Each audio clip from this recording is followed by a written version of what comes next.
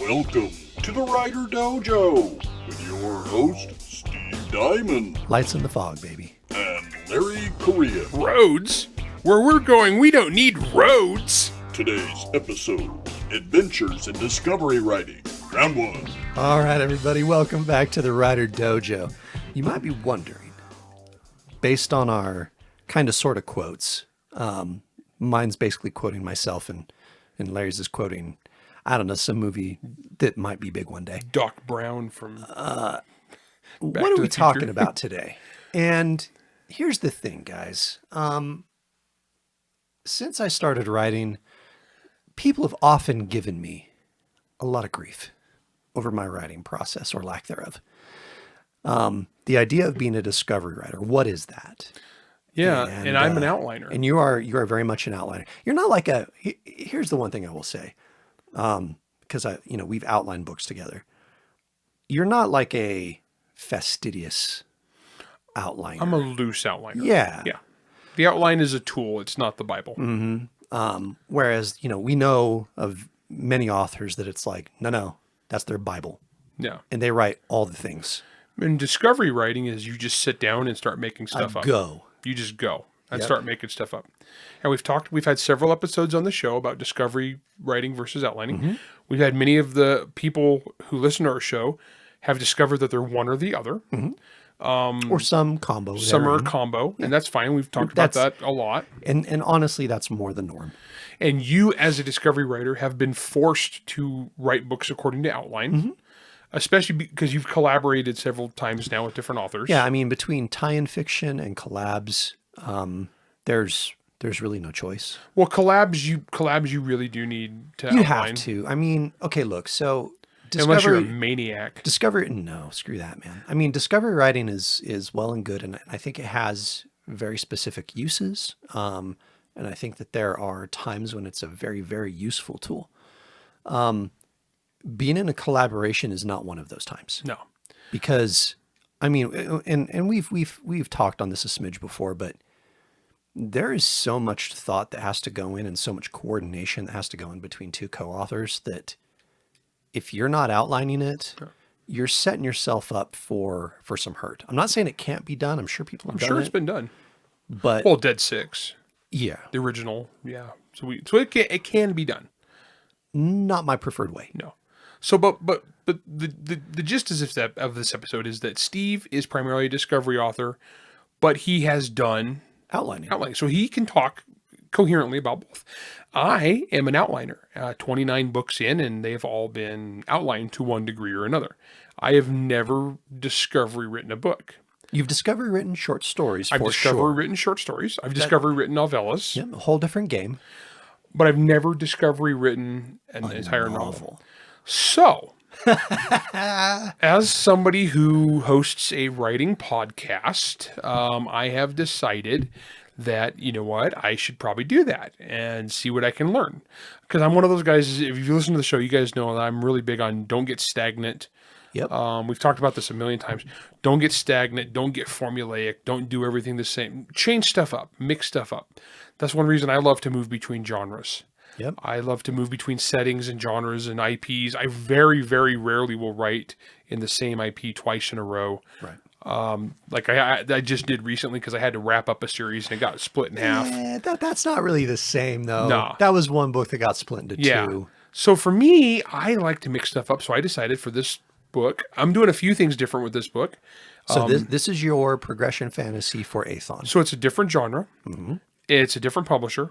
And the big experiment is I've never done Kindle Unlimited either. Right. So I'm doing a kind of a business experiment.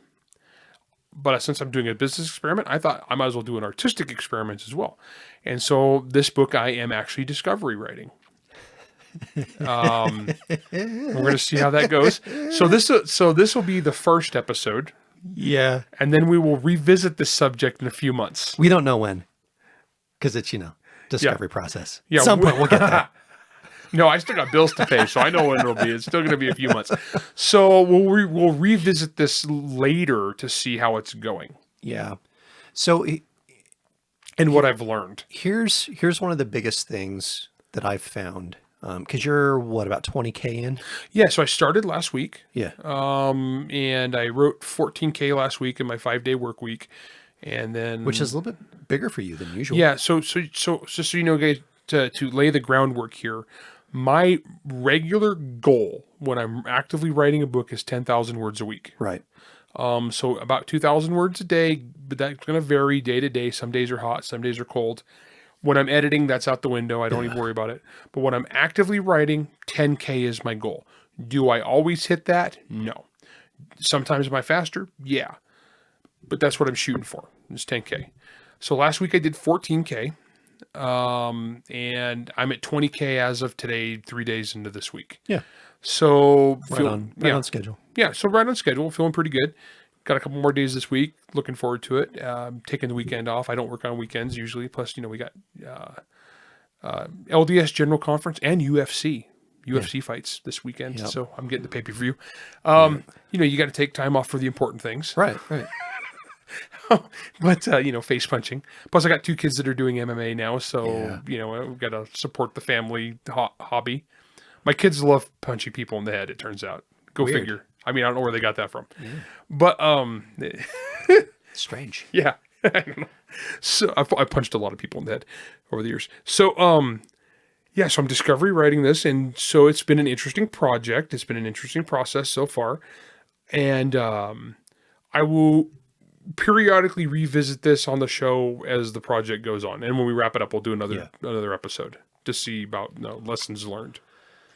I do think that one of the appeals of discovery writing is you're really tapping into kind of the latent excitement that you have.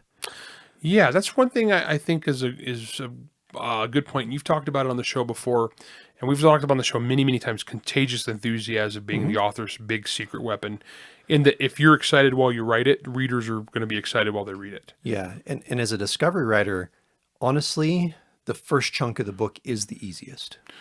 Yeah, because it just is. I don't have an outline. I have no idea where anything's going on, but I did at least come up with like world stuff. Yeah. The setting, the characters, what is the basic story about? And then I jumped off into that. Mm-hmm. And the whole thing with the progression fantasy, the fundamental thing of this genre, and one of the reasons I wanted to do progression fantasy was I just got done with Son of the Black Sword, which is deep. It's heavy. It's dark. It hits a lot of dark issues, right? Like caste systems, religious freedom, totalitarian governments, demons from hell invade. Okay, so it's a dark book. So in this one, the whole thing with progression fantasy is it's 0 to hero. Like you follow progression. You follow a character on their character arc. Mm-hmm. It's not lit RPG where they'll do the same thing, but it's basically they'll full on have like the stat blocks. And this is the game setting. This is how the rules work. And so no, this is more still like normal fantasy without the stat blocks and whatnot. But the main point is following one person's adventure. So I'm starting out with somebody who's a nobody. Mm-hmm. And I'm just kind of taken along. And so for the first 20,000 words has been basically this guy's youth to young adulthood, just telling his backstory, jumping from scene to scene with a few years in between each. So are you doing this in first person? I am, yeah. Okay. Because that's one of the things with progression fantasy too. It could go either way. Yeah. But first person is perfectly normal there. Plus, once again, I like to switch back and forth. I just got done wrapping up a 6-book series that was in third person. Jumping from perspective to perspective. With a whole big cast of characters, with like one main character and probably 4 main supporting characters. And so getting back to my first person roots. Yep. Sounded really good. Are you injecting a bit more humor into this one? I intended to. Here's the difference between outlining and discovery writing is I intended to, but the setting where this person grows up, where this kid grows up, is a bad place. Yeah. Like he grows up in a bad place. And actually, for some of his backstory, I borrowed from my own experiences in my childhood, though I didn't grow up on the elemental plane of fire. Oh, well, I mean, depends on the day. I mean, it sucked, but it wasn't that bad. But I did grow up I'm borrowing from just experiences, life on the farm, basically growing up, but only with elemental monsters and horribleness. Yeah. But I mean, there are certain things I understand about having a crappy upbringing, and so I'm borrowing liberally from that, and so it was intended to be a little more lighthearted, but thus far, this is the kid comes from a really tough place, and so if far as we talked about on the show about borrowing from your role playing games as a writer, never ever just like write down your game campaign, because odds are it does not going to translate. No pacing, any of that. And a lot of that's like a rookie mistake for a lot of writers. Very few writers pull that off. Some writers do. Very few though. Some writers can just write up their game campaign and make it awesome, and they do, but very few. That said, you will come up with really good ideas in your games, and for this one, I know specifically where a few of the ideas were. I'm stealing from two different things. Yeah. So Steve ran a Dune campaign. Dune. I had my hand in front of my face. I said that, so I want to make sure Dune, Dune. Yeah. So Steve ran a Dune game for us. And part of that game is your characters come from some other house. Or, probably planet. My favorite. Yeah, probably my favorite part of that system was the creation of your house. Yeah, and so we came up with a house, really cool. our group of players, and so we had one session where we came up with like our home world, what our people did, the culture of our people was, the economy, and all that stuff. It was actually a really fun system. And that was actually that part of this. That part was really. The rest of this is a little clunky, but that part is really neat. Great. And we have a game group of really creative guys. We came up with this really cool setting, which years later, I'm writing this, and I was like, man, that would be such a wicked cool place to start this book. And so I went, because we were basically on crappy lava planet. Yeah. And so I went to the guys in the game and was like, hey, you guys mind if I steal that? Nah, none of us did. And none of us did. So of course the noble house is Argento, Yeah. And they're just a bunch of dicks.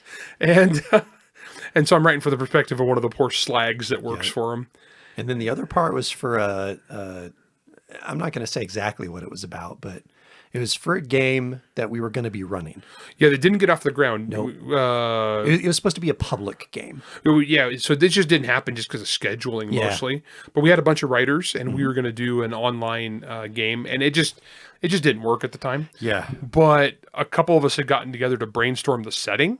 Yep. And me, you, and Butler. Me, you, and Dave Butler. And then we talked to Brian Urbanic, who we've had on the show. Yep. Fantastic guy. Fantastic guy. Love Brian. And so it was me, you, Dave, and Brian had a brainstorming session. Basically, it was me, you, and Dave in person at a Mexican restaurant, eating nachos. That's right. Talking game setting. And then I actually kind of went nuts and ran with it. Because the rest of you guys were too busy at the time. Yeah. And so I just kind of went nuts and wrote up a big world guide, right? And then this project never happened, but there were some cool ideas. So we had this really cool. So I had this one like really crappy world, and then I had this really like wicked like fancy world, and I was like, man, I kind of want to use these two settings. And so once again, I asked Dave and Brian and Steve, and I was like, hey, you guys mind if I steal liberally from this thing we came up with? And they're like, nah, man, go for it. So like, sweet. And so I'm stealing from two different game settings to build these worlds. Well, I've set it up in a way that, I mean, I added a bunch of stuff, but there's basically eight settings in this. Ooh. Yeah. So, but in this one, we're going from 1 to 2. So yeah. No. And so I'm having fun with it. And so I don't have the outline, but I definitely had setting and I had idea. And then I just kind of decided to go nuts with it. Here's one of the biggest myths that I want to dispel about discovery writing. That you don't know anything? That you know zero. That's bullcrap. That seems like a recipe for disaster. And I think it's bullcrap. I think it's completely intellectually dishonest. Does anybody come in, has any writer ever like had a successful book where they had no idea and they just sat down in front of the typewriter? Like, I'm like, well, today's Tuesday. I'm going to sit down today and start writing a book about what? I don't know yet. No, because, and here's why. Short story, maybe. Definitely short story. That has definitely happened on a short story. I've done that myself with a short story. Yeah. I've just pulled a complete short story out of my butt. Oh, yeah. In one day. Yeah, I've done that. But for like a story, no. And let me tell you why. Because oftentimes there is, to use a writing term, in a film term, there's an inciting incident that makes you want to write said story. Maybe it's a character, maybe it's a setting, maybe it's, maybe it's a set piece scene that you dreamed up of, right? But there's a reason that you want to sit down. Again, like for my Jack Bishop stuff, I discovery wrote all of it. Yeah. From start to finish. No outline. And even then, as I sat down to do it, because I had the idea, I'm like, oh, yeah, like this could be really, oh, yeah. Maybe I'll do this and this and this. I'd read Necroscope and I was like, oh, this is cool. And then I watched the show Chuck. I'm like, oh, what if I took like these two kind of really cool characters from Chuck, but threw them into a horror world? That seems like a great idea. And that right there built characters and setting immediately. Yeah, so you had kernels before you started 100%. like trying to 100%. write the whole thing. Yeah. Yeah. Now, did I sit there and think, okay, now what am I going to do in chapter 4? No, I don't care about that. Yeah. I thought, okay, here's my characters. What do I got to do to start off with a cool bang? Okay. I'll do that here. Go. That was it. Actually, yeah, that brings up I'll have to do this after the break, but I'll bring up a really good point of like how I've been proceeding. Yeah. Yeah, I'll talk about that after the break. Okay. Yeah. We're going to take a quick break. When we come back, we'll get right into it. We'll be right back. When the lights went out, humanity died. But from darkness came hope. The surviving students at St. Dominic's Preparatory School for Girls have had it rough since the H7D3 virus virtually wiped out human civilization. Between rampaging hordes of zombies and wannabe tin pot dictators, the only thing holding them together is the iron will of the school's lone surviving nun, Sister Anne. They know how to survive, but rebuilding isn't only about surviving. It's about rising up. The flames of life will be fanned, and the sparks from every strike of the hammer will provide light in the darkness. But it will not be easy. From atop the mountain of fire, this beacon of hope must spread, or humanity will die quietly in the long, final night. From best-selling author Jason Cordova comes Mountain of Fire, an all-new novel set in John Ringo's Black Tide Rising series. Coming in September 2024 from Baen Books. Order your copy today.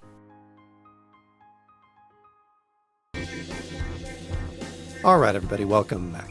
Okay, so I think a lot of people just assume that discovery writing is all 100% off the cuff, that you're not planning anything, that it's almost like you're not even problem solving.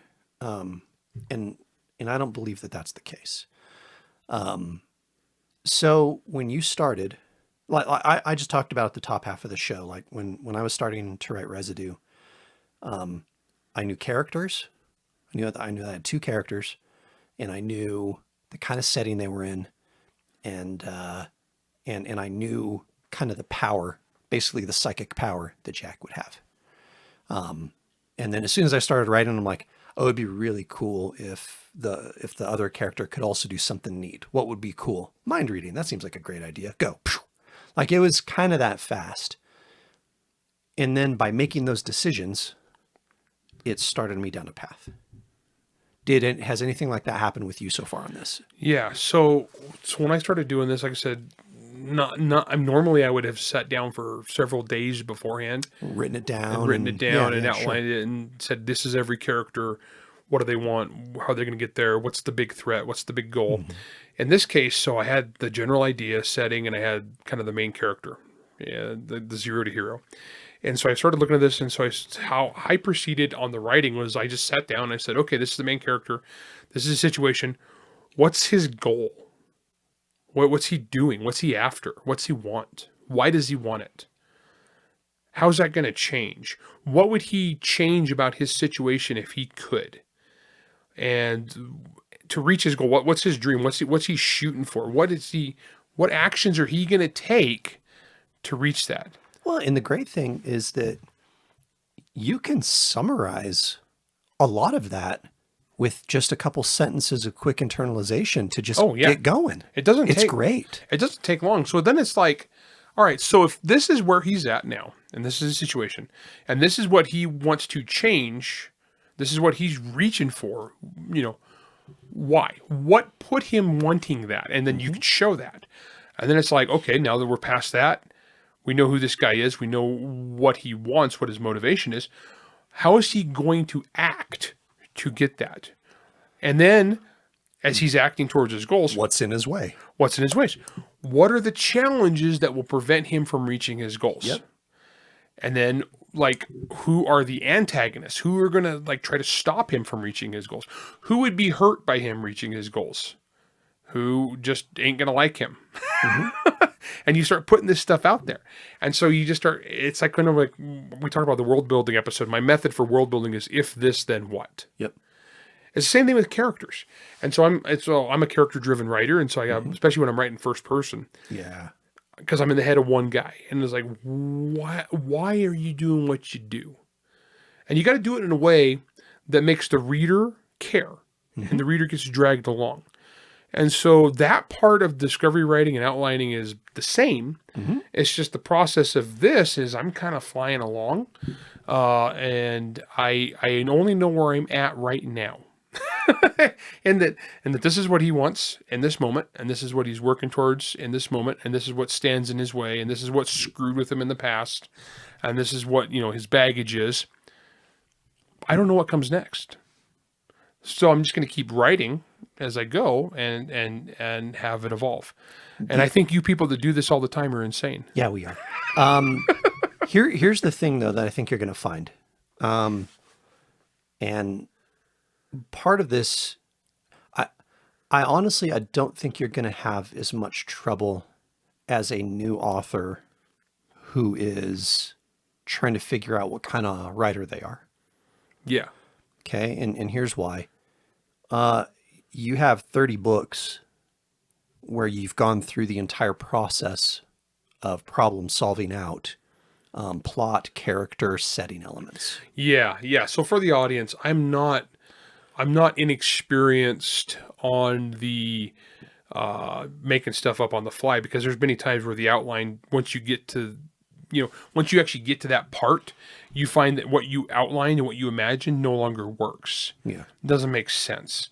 And so sometimes I'll back up and I will re-outline and think, how do I want to do this? Or if I'm in the zone, I'm just keep going. So I think all successful outliners are at some element. There is always a discovery writing process with Always. Because you can't outline every single little thing in the universe. There's going to be things where you're just like, oh, hey, this is kind of cool. I'm going to run with this. Well, or the outlining is the discovery writing. Yeah. So as I'm talking about this, guys, keep in mind, I'm not new. Yeah. So I've been doing this a lot. Yeah. And so, it's a lot easier for you to pivot and adapt. And as you put in MHI, have a flexible mind. Flexible mind, baby. It doesn't just apply to monster hunting. That's right. It applies to writing. And so, and for me, I've basically discovery written 5 books now, more or less. And so there also comes a level of experience with that. Yeah. To where you are training your mind to be creative on the fly. Okay. And that's a skill that you can teach yourself. Yeah. I do wonder, what's been kind of the biggest kind of aha moment so far as you're going through?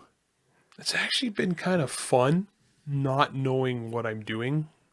And then When you say it like that. yeah, no, but there's that old line about, I think it might have been Raymond Chandler, when like you don't know what's going on, have someone walk in with a gun, And so for me, it's like, what makes sense? Pirates. It's like, there should be pirates. And, and so all of a sudden it's like, I'm introducing piracy to this thing. It's like, oh no. And then, man, this just got darker and tragic again. I'm really excited for you, because there's been a lot of moments when I've been writing where we talked about this in the last episode. We were talking about wrapping up stuff. There's a lot of times where, and again, I think that the human mind, especially when it comes to storytelling and being creative, is a wonderful thing. And I think it's much more powerful than people actually give it credit for. I've often said that, when you're having that aha moment in the shower, it's not because the shower is special. It's because you're finally waking up and your mind's been churning on a problem, for hours and hours and hours while you've hopefully been sleeping. Yeah, some of my best ideas come from like I first wake up in the morning and I'm laying there in bed. You're like, huh? And I'll just start thinking about the project, and I'll have some really good ideas at that point. Right? So not say the shower, but like pre-shower. It's like I'm laying there, huh? Yeah, and it's not magic. Okay, it's your brain is churning. This is also because I wake up without an alarm clock now because I have no schedule. Jerk. I'm on a knee schedule. And I'm so tired. Yeah. I am very anxious and curious and excited for you to get to some of those moments in the discovery writing process where something it seems like it just magically appears perfectly for you. You're like, dude, I'm a genius. Yeah. I mean, obviously it's already happened in when you're writing, big series and stuff, and, you're taking various elements and various threads and you're kind of weaving them together into and all of a sudden they just kind of end up in the right spot for you. Like that's a magical moment as an author. There have been, like I said, I'm too early in now because like right now it seems great, but I don't know enough to know. Yeah, how you don't know. Yeah, you don't know, and that's kind of the surprise of it. That's why this is going to be an ongoing series as this progresses. I'm curious to see if I like hit the. I'm trying to avoid the Stephen King thing where I'm really enthusiastic and then the ending sucks because I'm too professional for that. See, to me, it's not the endings that I have trouble with as a discovery writer. So I have a question for you on that. Yeah. So as you are discovery writing, at what point usually do you know how it ends? Depends on the project. So I was fortunate in that as I was starting to write Residue, for example, I had a really good idea for the twist at the end real fast. And then that led me, having that twist, then made me think about kind of what I wanted to do for the entire series. So the entire idea of the series is regular world. Book 2 is a world that goes to an apocalypse, and then book 3 is post-apocalyptic.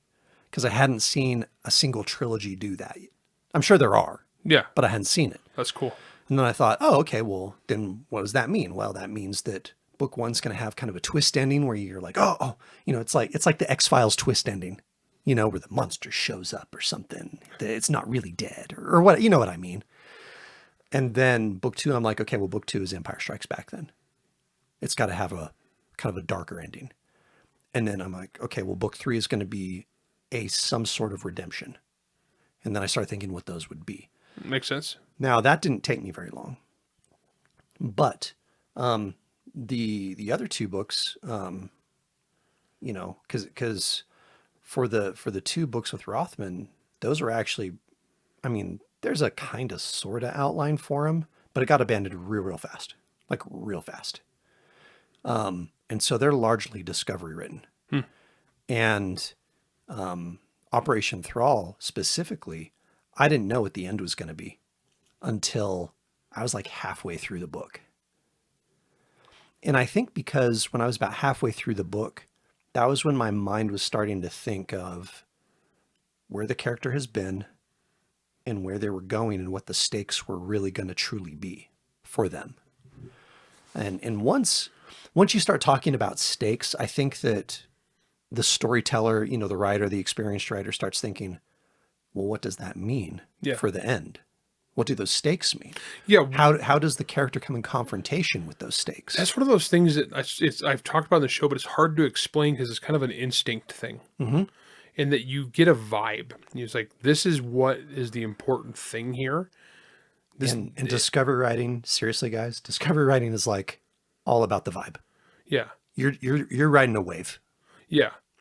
Well, so like one of the things was like I come up with like the magic system, and it's entirely different than what we came up with because one of the things about progression fantasy is they really do like a granular, they like some detail to their magic. They like some meat and heft. So it's less of a soft magic system like we have in Servants, more of a harder magic Yeah, system. so I'm going harder on this one, and I love ingredient based magic. Okay. Because I've done that a couple times, and I love having. I hate magic being a nebulous thing you can just like poof. I get all I want. I like it being a resource that you have to like work for. You know what I mean?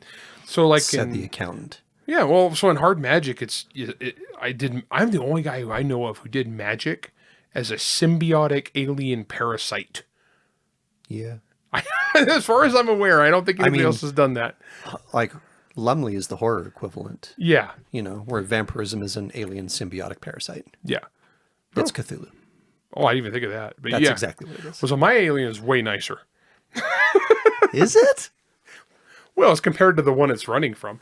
But anyway, so I like and so the Son of the Black Sword, had demons and black steel. Sure. So I like having, but one of the too is I wanted to do the elemental thing. I have never done that. I've never done like an elemental system.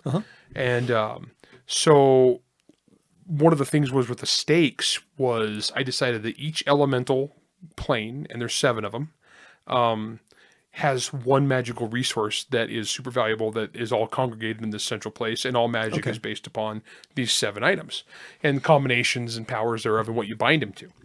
And so it gets pretty granular, and it's fun. So I decided that when I did that, all of a sudden it added the value, the economy, the economic value. So the stakes all of a Scarcity. sudden becomes for the people who live on those different planes.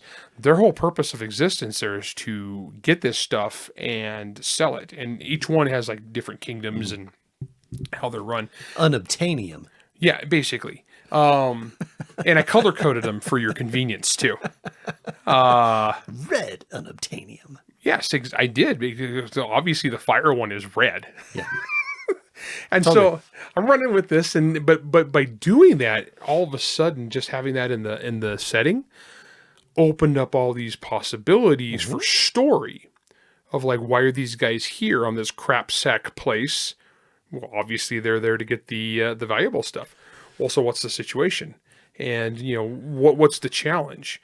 And so that was kind of fun. So to talk about the stakes, so I decided that the way this because we once again borrowed this from the Dunes setting that we did, was basically these people live on mobile homes. They're barges. Yeah. And so they set down and they mine. Lava barges. Yeah, they're basically lava barges. So they set down and then they're powered by air magic, and they stay alive by water magic, which has to be imported.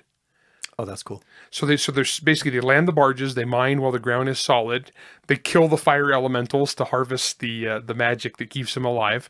And then they have to Fire elementals are just cows, aren't they? Oh no. I guess for the angst of dealing with them comes from my childhood, but no, they're much worse than cows. In fact, the opening sequence when the guy is a little kid is encountering one as it eats his friends. It happens. Yeah, this is based on real life. They tried to grapple the fire demon. That never works. Oh my gosh, there will be no grappling of fire demons. You don't grapple. Guys, if one of your players says, I want to grapple the fire elemental, just let them. And then roll 50 20-sided dice. Take a fistful of dice and roll them and say, well, you're dead. We had that happen in a game. You successfully grappled the fire demon. Yep. Good for you. We had it happen in a game, guys. Yeah. So, yeah. But I digress. No, but coming up with this, all of a sudden gave me like stakes and motivations, right? Right. And obviously, if you're going to have this kind of thing, that people are having to work really, really, and so the barges then float on air to get away as the volcanoes erupt and the ash storms come and just all, the wall of fire moving across. And there's basically no real terrain because the terrain changes every few weeks. And so these people just kind of caravan around from place to place to place, mining the red. But then once again, it got into the thing. This is the lifestyle these people have, right? Where do they go? Who do they answer to? Well, yeah. I Yep. mean, how do they survive then? Yeah. How do they live? Where does this, what pays for all this stuff? How do these people exist? And to answer all these questions that like go into the world and I just start writing it. And Yeah. obviously if it's so hard to gather and it's so valuable, then clearly there's going to be other people who are going to profiteer off this by just let some other poor sap dig it out of the ground, risking his life to get burned to death. We'll just steal it. Yeah. And because obviously it's valuable, we'll happily sell it. And so, but then there was the whole thing of like where they come from. And if you remember one of the characters I used from that setting was the house is like, master of assassins. Yeah. And so I was like, I needed kind of a like antagonist kind of in the low. This is another thing about role-playing games, guys. Gold for characters you can then steal later. Thank you, Jagdish from Son of the Black Sword. Yeah. Right. Yeah, Jagdish was a role-playing character. In fact, I might have to ask Pat Tracy for a favor. Oh, Yeah, you know what I want to steal? really? I think I do. I have an elemental plane of water. Okay, then. And We're most not going to say what this is. I know most what this of you is. guys won't know what I'm talking about, but Steve knows what I'm talking about. But one of the most interesting role-playing game characters I have ever played in my life. Yeah. So you'll have that basically that race. Yeah, but I gotta, because that is a race that Pat Tracy came up with. Yeah. But I'll ask Pat. He'll let you. Well, yeah, but he's written short stories set in Remnar, which is the setting that he took that he from. did, yeah. He's written 2 short stories for me for the noir anthologies. And guys, if you haven't checked out Pat Tracy, brilliant author. Pat is such a good author. Yeah. Pat is the author that I think of everybody I know should be more famous than he is. Yes. 100%. But he doesn't have any really long form stuff. That's his problem. Yeah. But brilliant writer. Yes. He's got Christopher Rocchio level prose. He does. I'll put it that way. And he's a better poet. Oh, because Pat's an actual poet. Pat's a brilliant poet. But Anyway. Pat came up with this one race for his setting, which he's not put in his stories yet. But I'm going to see if he's going to let me. Yeah, it'd Yeah. be fun. That would make sense too, Oh, it would make perfect sense. especially in a progression fantasy setting. Oh gosh, yeah. Because Yeah, that'd be great. the character's name, guys, without giving too much away, the character's name is tracks the blood trail regardless of temperature or crushing pressures. Yes. That's the character's name. Goes by Jim by short. goes- Sorry, no. So everyone calls him Tracks blood trail. Yeah. So, but It's- one of my favorite characters of all time. I think what I like so much about discovery writing is the sense of wonder and excitement that it gives to the author as this person is writing. As you're going through and you organically discover, oh, pirates. Well, yeah, that makes sense. That's awesome. In mine, Mobile home pirates. yeah, mobile home pirates, or with me, it was, all of these mad science monster experiments like this and this and this. All of that stuff, it just kind of bleeds out of you onto the page. And sometimes you sit down, you look at it and you go, well, okay. I'm not sure if I would have come to this conclusion had I sat down and outlined this out. Well, I think it's a different mental process. Very much is. Yeah. And so outlining is kind of like a logical sit down, think it out, step-by-step process. Whereas discovery is just sit down and like, let's see where it goes. And you might surprise yourself, but if you surprise yourself, you certainly surprise the reader. Well, and again, like I've said before, it's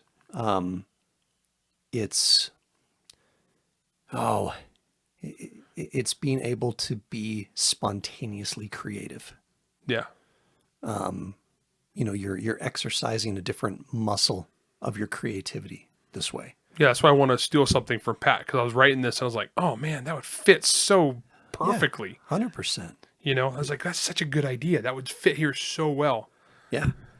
And here's what I do think is going to happen, Larry. I think that this enthusiasm you're going to ride the enthusiasm wave for a minute. And then I think as you get to more or less the middle-ish of the book, you're going to stop and go, oh, okay, what do I need to have happen here? And it's not going to come immediately. Yeah. And that's okay. That's the day where you stop and play Call of Duty. That's the day where you do something different and just think. You just think. And other people might use a different word. They might say, well, that just means you're outlining in your head. Correct. It's not a shocker, guys. Oh, guys, one thing on this, there's no purity test here. No. That's for the bad Twitter writing advice voice people. That's for hashtag writing community people. Guys, there's no purity test. The important thing is get the product good and done. Mm-hmm. And so if you need to use a hybrid method to do this, by all means. If that's a hybrid between a shark and a man, that's even better. Now, what I've always compared discovery writing to, because you've said you're like, yeah, I don't know what's next yet. Yeah. There's going to come a point where you're like, okay, well, I think I'd like this to happen. And I always describe it as like light posts in the fog. Think about, like all the Victorian London, the Victorian England, era, like the mysteries and stuff where you have this super fog. And then there's always that shot in these shows where, and you see this a lot in detective fiction, where there's like a light post off in the distance and it's like the light's diffused out. You can see where it is, but you're not quite sure. That's such a noir cop show image. 100%. Yeah. Or, lighthouses. Either way.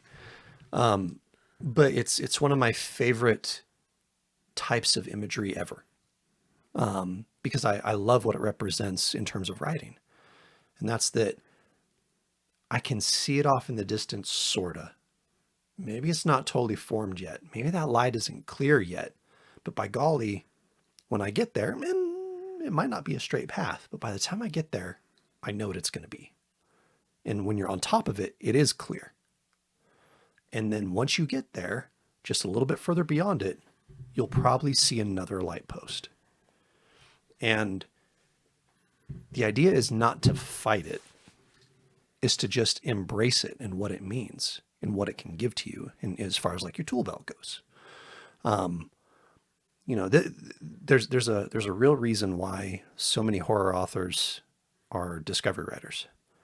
And that's because if they sit down and they start planning it out, surprises and shocks and things of that nature, they feel too canned.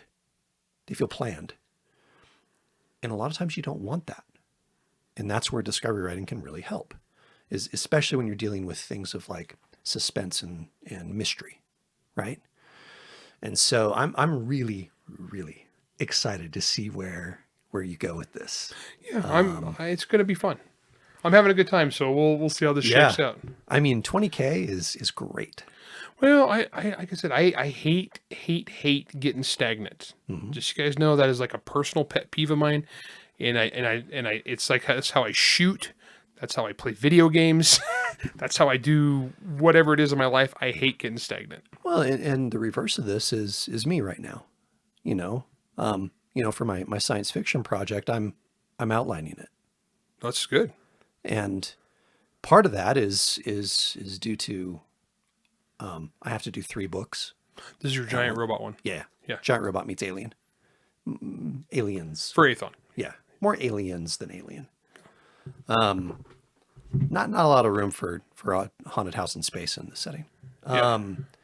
Plus I just watched the documentary for Aliens. Which I'm on. Yeah. Yeah, your name shows up in it. It's great. Yeah. The documentary, it's like 4.5 hours. It's a fabulous documentary. But anyway, you had me all jazzed about aliens. So anyway, part of it is I'm having to plan more because I need to make sure that I know where I'm going for 3 books in a row, right? Yeah. But the other part of it is I'm like, you know what? I just need to switch it up a little bit. Yeah. Sometimes you just got to switch it up to keep the headspace clear. That's all it is. All right, guys. That's all the time we have for you today. And of course, we're going to keep going. We'll keep talking on this. We'll revisit this a few times as Larry goes through the process. of discovery writing, and by the end, we'll have completely converted him to our cause. It'll be great. Yeah, we'll see about that. It'd be hilarious if like a year from now, I'm like, I'm a pure outliner, and you're like, I'm a pure discovery writer. We just flipped. That'd be hilarious. We'll have to see how this does on KU, because that's the other part of the experiment. Because if it does really, really well, they're like, oh, well, maybe there's something to this. All right. If you guys have any other questions about this, feel free to ask them. You can either ask them direct or, post them in the Facebook group. We have a lot of people there who engage in this stuff. So, and there's so many different authors within the group that they all have their own variation on this process, and they can offer their perspective too. So, anyway, hope you enjoyed the episode. And this is the Writer Dojo. We'll see you on the next one. Writer Dojo is Steve Diamond and Larry Correia. Produced by Jack Wilder and Bear and Hare Studios. Theme song, Word Mercenaries by Craig Nybo. New episodes come out every Wednesday wherever you stream your content. If you enjoyed this podcast, you can help support us by going to anchor.fm/WriterDojo, by leaving a 5-star rating and review, and by helping to spread the word. To advertise on the Writer Dojo, email ads@writerdojo.com. All questions and comments can be emailed to questions@writerdojo.com. When you say it like that. Yeah.